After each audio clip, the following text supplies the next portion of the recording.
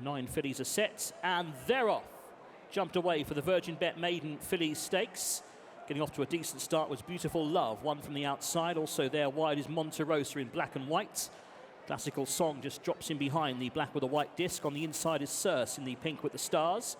Wider out, Green Sleeves, Extraordinaire isn't that far away. And then towards the inside, Inherit in the red, white and blue. The grey is Mamaluca. Looking towards the back of the pack, we have Sky Woman, Green Sleeves and cap. And last is Bramble Jelly in blue and purple diamonds. As they make the turn, and up front the lead is with Monte Rosa, black with the white spots and cap. Classical Song, though, is now through for second. The striped sleeves and cap for Ryan Moore. As Beautiful Love races in third place. Against the rails is Circe on debut. And then comes Mamaluca from Extraordinaire as they make the turn.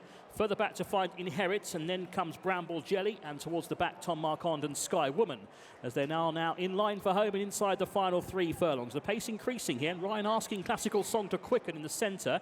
No immediate response, still there far side Monte Rosa.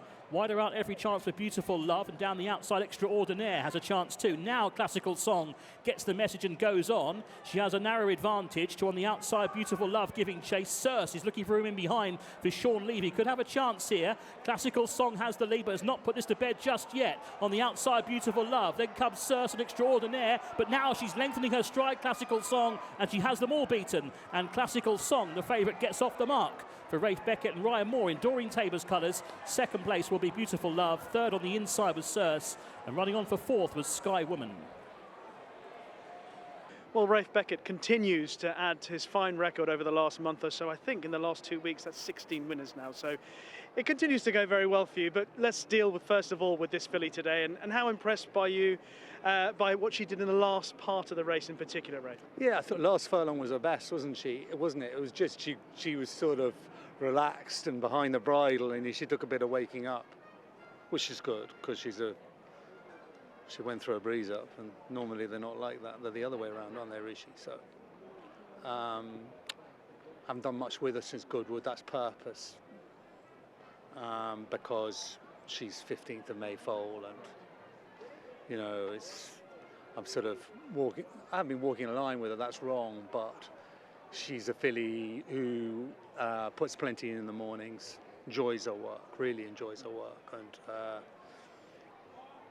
You know, we need to manage her for next year, Rishi, really. You know, if you ask me, whenever she was bought at the end of May, middle of May, she win a maiden before on the first weekend in September. Would have taken that then, you know. So she's done really well. She's definitely a filly for next year.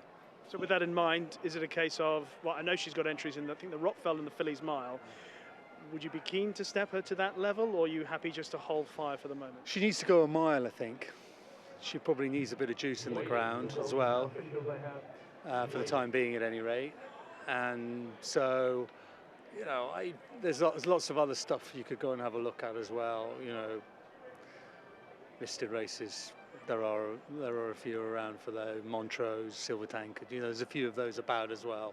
But I'd say she'll only have one more start. Can I just ask, is Kinross going to run on Saturday at Haydock? I don't know. I mean, it depends on the weather. He won't run unless it's good or softer. I'm not going to run him over 6 on fast ground at Haydock. That just it doesn't play to his strengths. So I think my best guess is he won't, but we'll probably leave him in on Monday. Obviously, Rafe, as you well know, people have documented just how brilliantly you've been doing in the last month or so. Not so good today, Rishi. Well, not so good, but I mean, having said that, you still had a winner. Mortlake, I'll come to that now, actually, about what you made of his run in the Solarium. I felt he rather lost it in the preliminaries. You know, he got warm, and I think he's better than that. It's probably all just been a bit too much too soon for him. I know you've got to go for the presentation, but I've been waiting for one last thing to ask you, is that we all talk about why you're doing so well or how you're doing so well. Did trainers ever sit down and go, let me analyse why we're scoring so highly at the moment, or do you just go with it? It's a difficult one, isn't it? Because, you know, you should really enjoy it.